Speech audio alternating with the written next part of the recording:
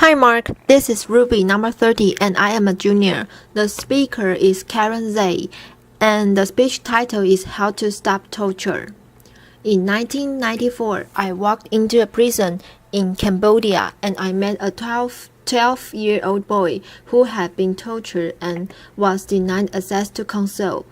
And as I looked into his eyes, I realized that for the hundreds of letters I had written for political prisoners that I would never have written a letter for him because he was not a 12-year-old boy who had done something important for anybody. He was not a political prisoner, he was a 12-year-old boy who had stolen a bicycle. What I also realized at that point was that it was not only Cambodia but of the 113 developing countries that torture, 93 of these countries have all passed laws that say you have a right to a lawyer and you have a right not to be tortured. And what I recognized was that there was an incredible window of opportunity for us as a world community to come together and end torture as an investigative tool. We often think of torture as being political torture or reserved for just the worst. But in fact, 95% of torture today is not for political prisoners. It is for people who are in broken down legal systems. And unfortunately, because torture is the cheapest form of investigation, it's cheaper than having a legal system, cheaper than having a lawyer and early access to counsel. It is what happens most of the time. I believe today that it is possible for us as a world community, if we make a decision to come together and end torture as an investigative tool in our lifetime. But it will require three things. First is the training, empowerment, and connection of defenders worldwide.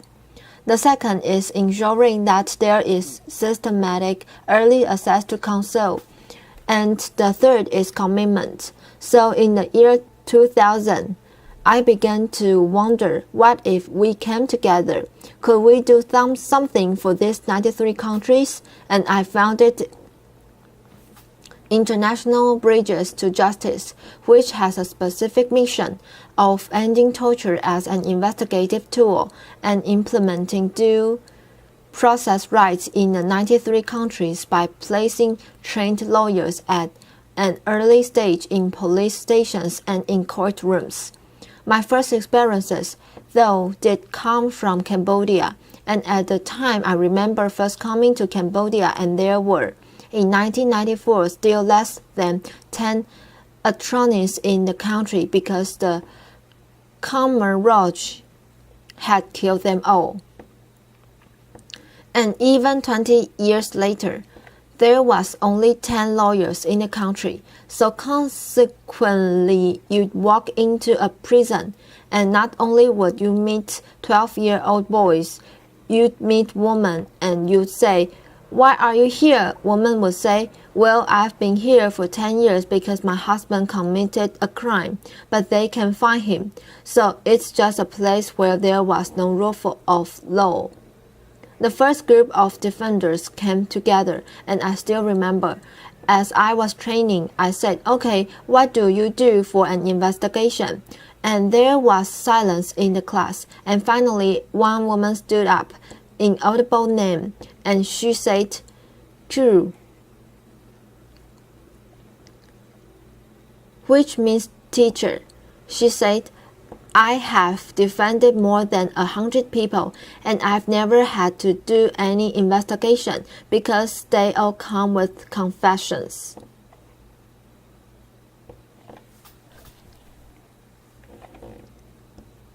And we talk about as a class the fact that number one, the confessing might not be reliable, but number two, we did not want to encourage the police to keep doing this, especially as it was now against the law. And it took a lot of courage for these defenders to decide what they decide that they would begin to stand up and support each other in implementing these laws. And I still remember the first cases where they came, all 25 together. She would stand up and they were in the back and they would support her. And the judges kept saying, no, no, no, no, we're going to do things the exact same way we've been doing them. But one day the perfect case came, and it was a woman who was a vegetable seller. She was sitting outside of a house. She said she actually saw the person run out who she thinks stole whatever the jewelry was. But the police came. They got her. There was nothing on her. She was pregnant at the time. She had cigarette burns on her. She miscarried. And when they brought her case to the judge, for the first time, he stood up and he said, yes, there's no evidence except for your torture confession, and you will be released. And the defenders began to take cases over and over again, and you will see they have step by step begun to change the course of history in Cambodia. But Cambodia is not alone. I used to think, well, is it Cambodia or is it other countries? But it is in so many countries. In Burundi, I walked into a prison and it wasn't a 12-year-old boy. It was an 8-year-old boy for stealing a mobile phone. Or a woman, I picked up her baby, really cute baby. I said, your baby is so cute. It wasn't a baby, she was 3. And she said, yeah, but she's why I'm here, because she was accused of stealing 2 diapers and an iron for her baby and still had been in prison. And when I walked up to the prison director, I said, you've got to let her out. A judge will let her out. And he said, okay, we can talk about it. But look at my prison. 8% of the 2,000 people here are without a lawyer. What can we do? So lawyers began to courageously stand up together to organize a system where they can take cases. But we realized that it's not only the training of the lawyers, but the connection of the lawyers that makes a difference. For example, in Cambodia, it was that inaudible name did not go alone. But she had 24 lawyers with her who stood up together. And in the same way, in China, they always tell me it's like a fresh wind in the desert when we can come together. Or in Zimbabwe, where I remember innocent after coming out of a prison, where everybody stood up and said, I've been here for 1 year, 8 years, 12 years without a lawyer. He came and we had a training together, and he said, I've heard it say, because he had heard people mumbling and grumbling. I have heard it say that we cannot help to create justice because we do not have the resources. And then he said, but I want you to know that the lack of resources is never an excuse for injustice. And with that, he successfully organized 68 lawyers who have been systematically taking the cases. The key that we see, though, is training and then early access. I was recently in Egypt and was inspired to meet with another group of lawyers, and what they told me is that they said, hey, look, we don't have police on the streets now. The police are one of the main reasons why we had the revolution. They were torturing everybody all the time. And I said, but there's been tens of millions of dollars that have recently gone into the development of the legal system here. What's going on? I met with one of the development agencies, and they were training prosecutors and judges. which is the normal bias, as opposed to defenders, and they showed me a manual which actually was an excellent manual. I said, I'm gonna copy this. It had everything in it. Lawyers can come at the police station. It was perfect. Prosecutors were perfectly trained, but I say to them, I just have one question, which is, by the time that everybody got to the prosecutor's office, what had happened to them? And after a pause, they say they had been tortured. So the pieces are not only the training of the lawyers, but us finding a way to systematically implement early access to counsel, because they are the safeguard in the system for people who are being tortured. And as I tell you this, I'm also aware of the fact that it sounds like, oh, okay, it sounds like we could do it, but can we really do it? Because it sounds big, and there are many reasons why I believe it's possible. The first reason is the people on the ground who find ways of creating miracles because of their commitment. It's not only innocent who I told you about in Zimbabwe, but defenders all over the world who are looking for these pieces.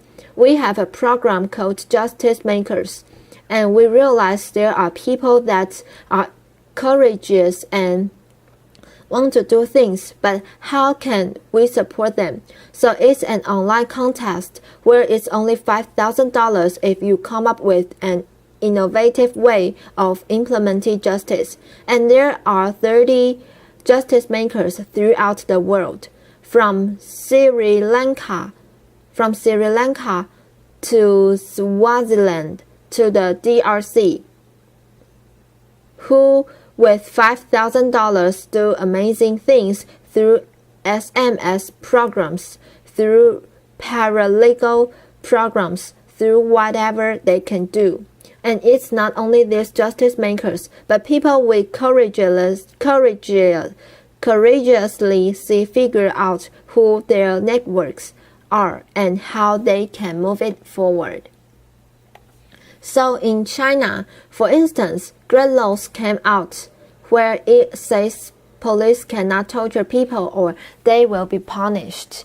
And I was sitting side by side with one of our very courageous lawyers and said, how can we get this out? How can we make sure that this is implemented? This is fantastic. And he said to me, well, do you have money? And I said, no. And he said, that's okay. We can still figure it out. And on December 4th, he organized 3,000 members of the Youth Communist League from 14 of the top law schools who organized themselves, developed posters with the new laws, and went to the police stations and began what he says is a non-violent legal revolution to protect citizen rights. So I talk about the fact that we need to train and support defenders. We need to systematically implement early access to counsel. But the third and most important thing is that we make a commitment to this. And people often say to me, you know, this is great, but it's wildly idealistic, never going to happen. And the reason that I think that those words are interesting is because those were the same kinds of words that were used for people who decided they would end slavery or end apartheid. It began with a small group of people who decided they would commit. Now, there's one of our favorite poems from the defenders, which they share from each other, is take courage, friends. The road is often long, the path is never clear, and the stakes are very high, but deep down you are not alone. And I believe that if we can come together as a world community to support not only defenders, but also everyone in the system who is looking toward it, we can end torture as an investigative tool. And always, because I'm sure the questions are, and I'd be happy to talk to you at any point. But what can I really do? Well, I would say this. First of all, you know what you can do, but second of all, I will leave you with the story of Vishnu, who actually was my inspiration for starting International Bridges to Justice. Vishnu was a 4-year-old boy when I met him who was born in a Cambodian prison in Kendo province. But because he was born in the prison, everybody loved him, including the guards, so he was the only one who was allowed to come in and out of the bars. So there's bars. And by the time that Vishnu was getting bigger, which means what gets bigger? Your head gets bigger, so he would come to the first bar, the second bar, and then the third bar, and then really slowly moved his head so he could fit through and come back, third, second, first, and he would grab my pinky. Because what he wanted to do every day is he wanted to go visit. He never quite made it to all of them every day, but he wanted to visit all 156 prisoners, and I would lift him, and he would put his fingers through, or if they were dark cells, it was like iron corrugated, and he would put his fingers through.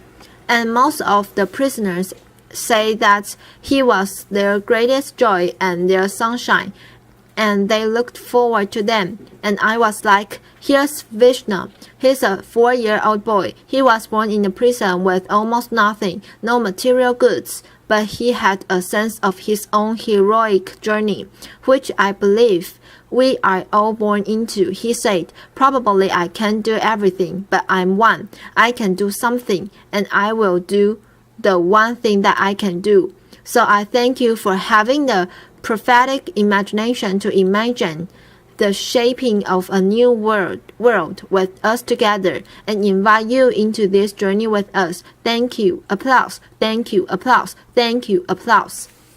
This is the end of my recording. Thank you for listening.